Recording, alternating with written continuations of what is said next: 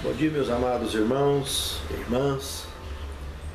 É com muita alegria e com prazer que cumprimento a todos e para juntos estudarmos a última lição deste trimestre, o segundo trimestre do ano de 2014, Cristo e sua lei. Gostaria de convidá-los para uma palavra de oração. Querido Senhor, muito obrigado por ter nos dirigido, nos guardado, nos protegido e nos guiado, acima de tudo, durante esse trimestre, em estudos tão edificantes na Tua Palavra, para crescimento nosso na Tua graça e para a honra e glória do Teu santo nome. Continue nos guiando e nos abençoando. Dirija nossas vidas e prepare-nos para o Teu reino. É o que te suplicamos, agradecidos, em nome de Jesus. Amém. Por hábito, quando chega a 13ª lição, a última do trimestre, eu gosto de fazer uma revisão no trimestre. Abrindo o manual da lição, no índice das lições, nós temos aí a primeira lição, leis no tempo de Cristo. Nós vimos que a palavra Torá tem um amplo significado. Leis civis, leis morais, o próprio Pentateuco, e trabalhamos com a distinção desses assuntos na lição de número 1, leis no tempo de Cristo. Na lição 2, Cristo e a lei de Moisés, nós vimos que são leis distintas, cada uma no seu lugar e a sua época, uma temporária e a outra eterna. A lei de Deus é eterna. Moisés, Deus cumpriu. Depois da lição de número 3, Cristo e a tradição religiosa. Nós vimos que foi um incansável combate no ministério de Cristo contra as malditas tradições religiosas, que até hoje a doença que tem prejudicado a vida do cristianismo sobre a face da terra, atrapalhado a obra de Deus.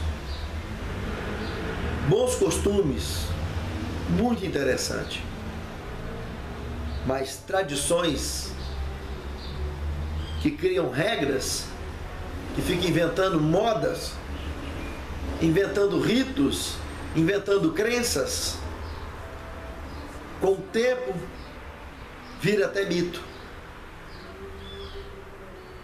A lição de número 4, Cristo e a lei no Sermão da Montanha. Essa foi muito marcante, porque vimos a questão do lex talionis, que é nada mais, nada menos do que a lei de retaliação,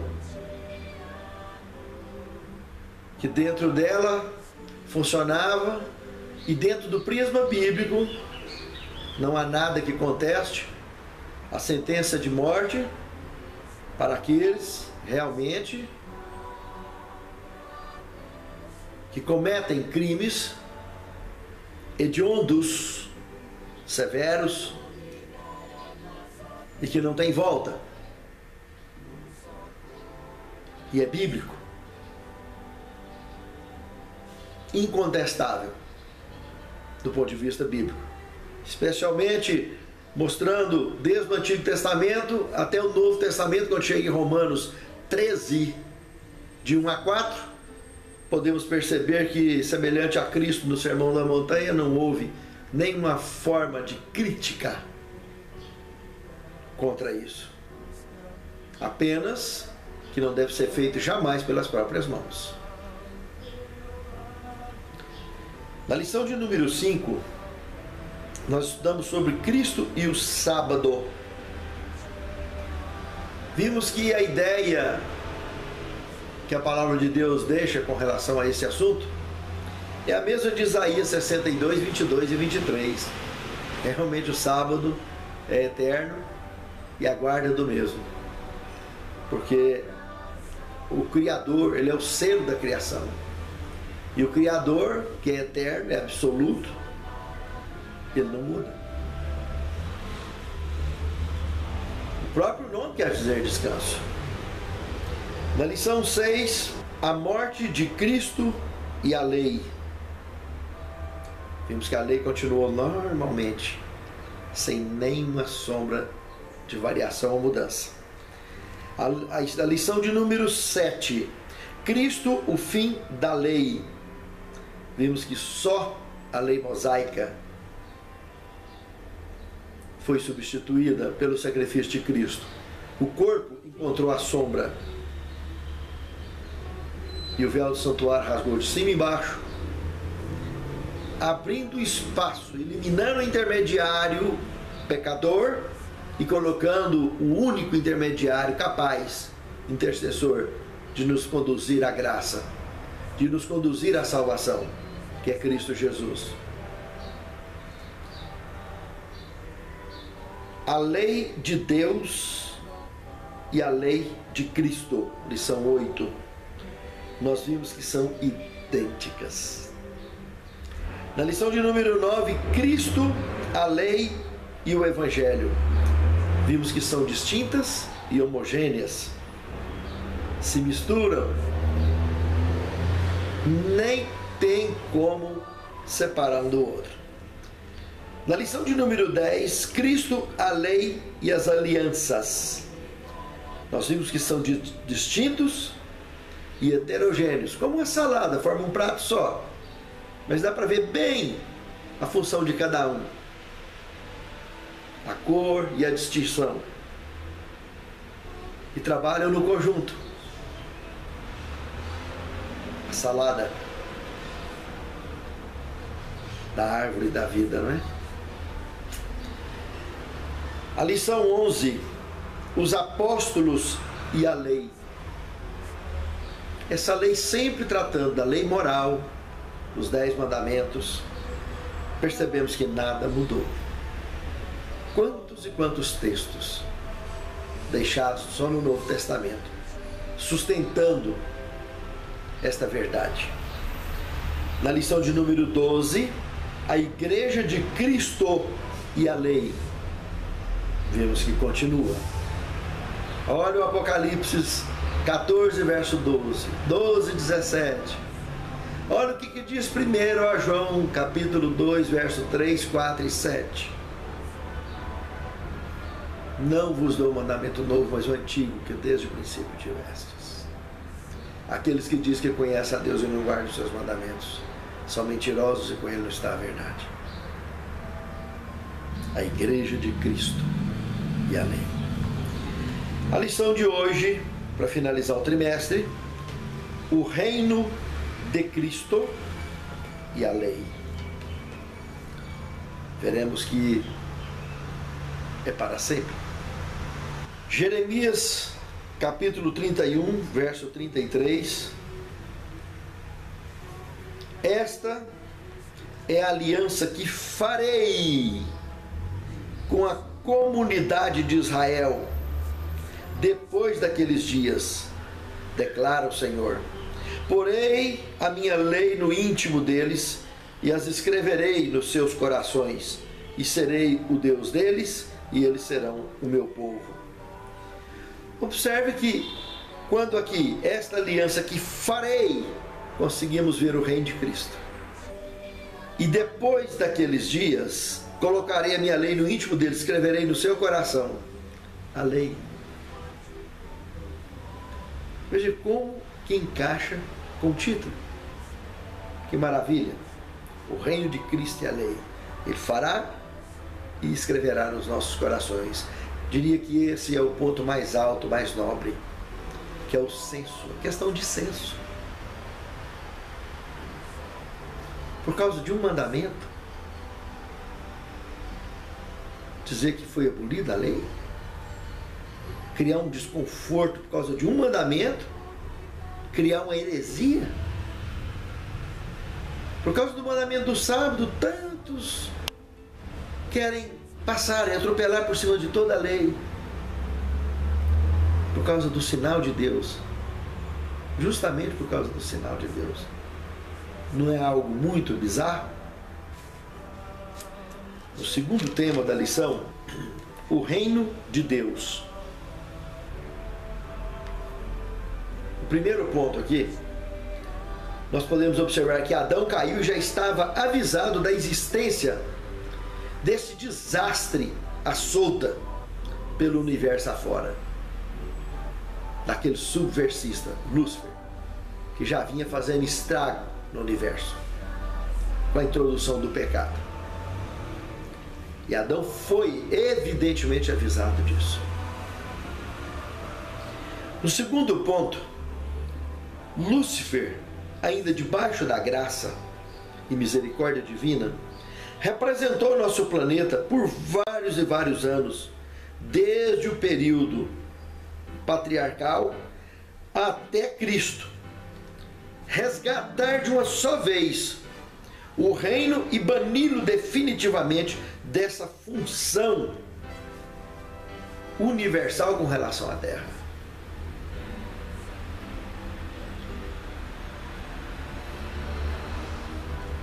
Se nós observarmos lá em Jó capítulo 1, verso 6, no capítulo 2 também, vimos ali por 2 vezes seguidas esse planeta, o nosso planeta, sendo representado por Lúcifer. Isso prova a misericórdia e a tentativa de Deus, na sua graça, de recuperar Lúcifer e todos os seres que caíram no céu e na terra. Lúcifer, nós temos a certeza que se consumou com o diabo e Satanás e muitos outros também. Mas sabemos, fundamentado em Filipenses 2:10, Apocalipse 12:12, ai dos que habitam na terra e no mar. Quer dizer, já tinha gente habitando na terra, no mar. E ai, por que ai? Porque o diabo desceu a voz e tem grande ira, sabendo que o tempo lhe resta. Quer dizer que tem pessoas de bem lá de baixo, procurando servir a Deus. Tem pessoas querendo dobrar os joelhos e servir a Deus debaixo da terra, debaixo do mar. Está na palavra. São seres mais evoluídos do que nós, que caíram e vivem em dimensão diferente da nossa. Mas, evidentemente, protegido e cuidado também por Deus. E atacado por Satanás, como nós aqui. O plano da redenção é muito mais extensivo do que a gente pensa. O fato é que esse mundo é alvo do amor de Deus. Esse mundo que só 30% é terra e 70% é água, por ironia do destino, nosso corpo também é 30% de massa, 70% de água.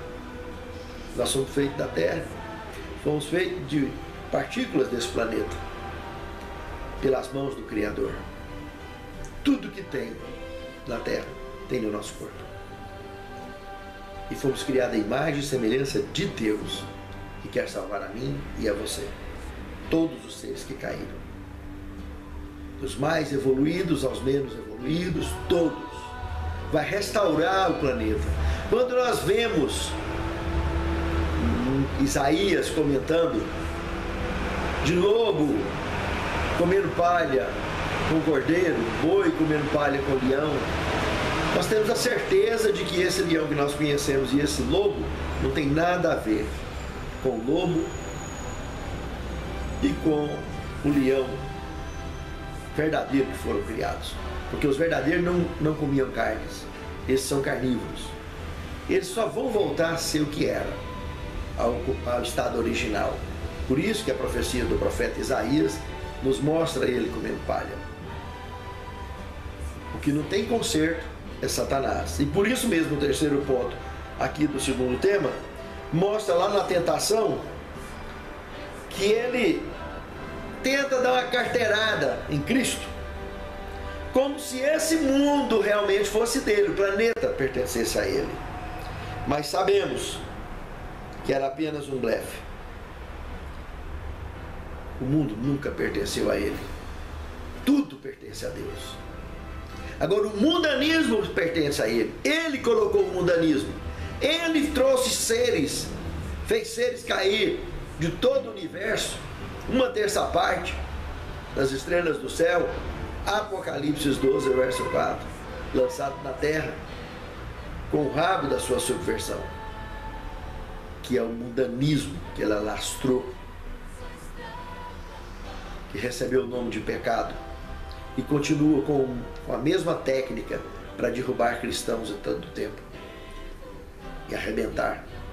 Se vocês observarem em Mateus 4, 8 e 9, Lucas 4, 5 a 7, ele pleiteando, ele tentando convencer Jesus, se prostrado, me adorares.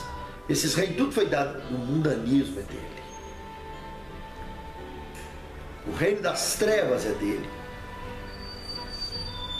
Mas o que tem de luz nesse planeta, tudo pertence a Deus. Deus não é Deus das trevas, é Deus da luz. E Ele é o príncipe das trevas, que está condenado à morte eterna. O terceiro tema, cidadãos do reino. Nos 2 primeiros parágrafos aqui do manual tem um termo interessante. Em alguns casos, pessoas que passam a viver em outro país têm que renunciar a toda lealdade à sua terra natal, se quiserem cidadania em sua nova pátria.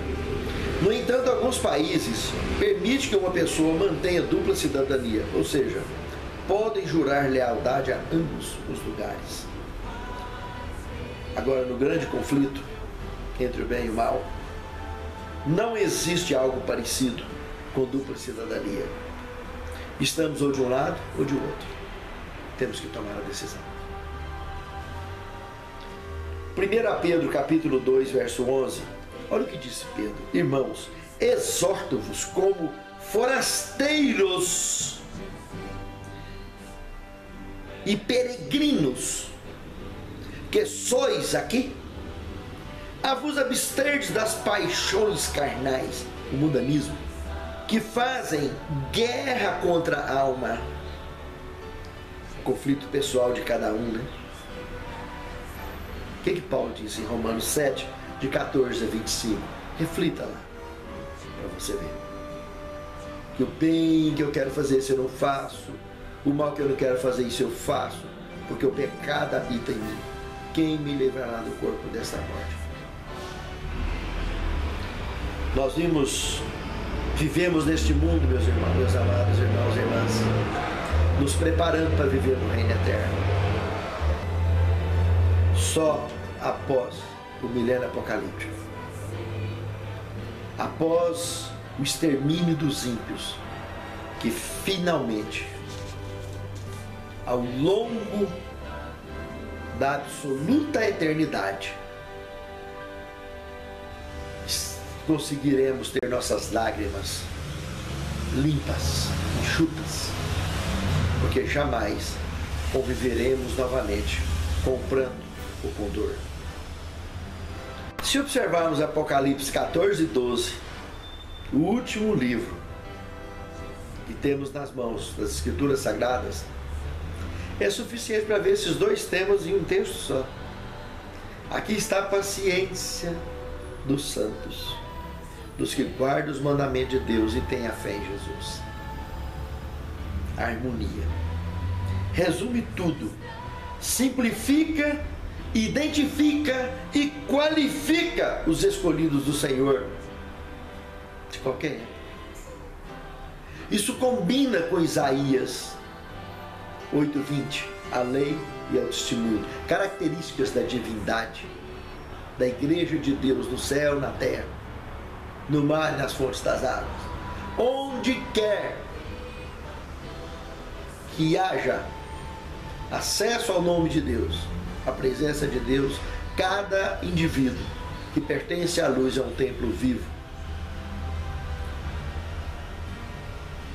Quinto tema, o reino eterno.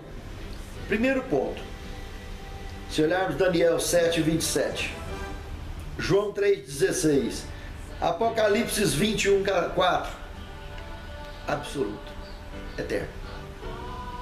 Segundo ponto. Se olharmos Jeremias 31, 31 a 34, especialmente o verso 34, nesta aliança eterna ninguém precisará mais ensinar alguém sobre o Senhor ou evangelizar, pois todos o conhecerão, do menor ao maior. Sexto tema: a lei no reino. Veja que, se olharmos Apocalipse capítulo 20, verso 14, observe com carinho aquilo ali. Ali diz que a morte e o inferno foram lançados no Gina, no lago de fogo e enxofre, o verdadeiro fogo destruidor. E se fala que morte e inferno foram lá, nós estamos falando de Hades e Tártaros, e o Sheol inteiro do hebraico lançados. Nunca mais existirá nem morte, nem pranto, nem dor.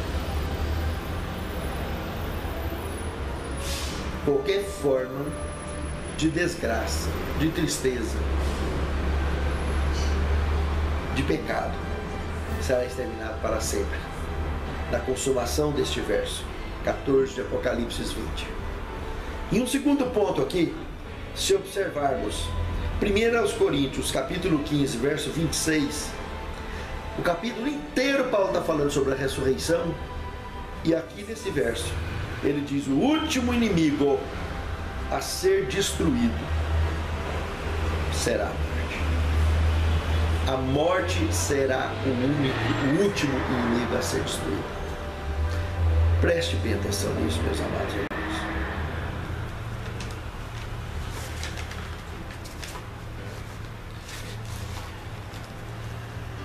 O sétimo tema, o livro Parábolas de Jesus, página 307 a 319.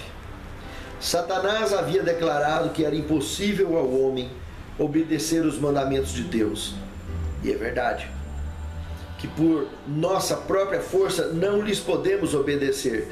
Cristo, porém, veio na forma humana e por sua perfeita obediência provou que a humanidade e a divindade combinados podem obedecer a todos os preceitos de Deus. Inclusive, as Sagradas Escrituras nos mostrou um ser celeste, nos mostra em vários textos. Se você entrar lá no Escatologia 3, aula 9, você vai ver detalhes sobre ele. Melquisedeque, um ser celeste que continua suas atividades e conseguiu ser exemplo, um servo de Deus em harmonia. Como Enoque alcançou esse perfil, Elias alcançou, Moisés alcançou. São pessoas que vivem no reino eterno, conviveram de tal forma na graça de Deus, que Deus os manteve debaixo de sua graça para sempre, dando-lhes a vida eterna. Mas Melquisedeque não, ele foi um tipo de Cristo. Antes de Cristo subir para o céu e assumir função de sacerdócio real, Melquisedeque, que é um ser celeste que nunca morreu, foi visto face a face, conviveu aqui nesse planeta com Abraão. Entre lá e estude sobre Melquisedeque, você vai ver onde que ele está. Você vai ver que esse detalhe mais interessante que as Escrituras Sagradas trabalham com isso. Meus amados irmãos, a divindade e a humanidade juntos é sucesso na certa. Basta dependermos de Cristo, dependermos da divindade, Pai, Filho, Espírito Santo. Se no teu olho tiver luz, todo o seu corpo será luz. Mas se no teu olho tiver trevas, todo o seu corpo será trevas. Você decide de que lado você estará. Querido Senhor, que a nossa decisão seja unânime, plena e absoluta de te servir em espírito e em verdade, e no nosso peito se tornar uma fonte a jorrar para a vida eterna. Que as pessoas que nos cercam possam ser atraídas pela tua luz que reflete através do nosso testemunho. Que possamos verdadeiramente expor ao mundo o verdadeiro tempero que tu desejas ou que sejamos, pois somos o sal da terra. Que as pessoas tenham o prazer de estar ao nosso lado, buscando a receita de como viver feliz e salvo debaixo da tua graça, do teu amor e da tua misericórdia. É o que te suplicamos, agradecidos, em nome de Jesus. Amém, Senhor.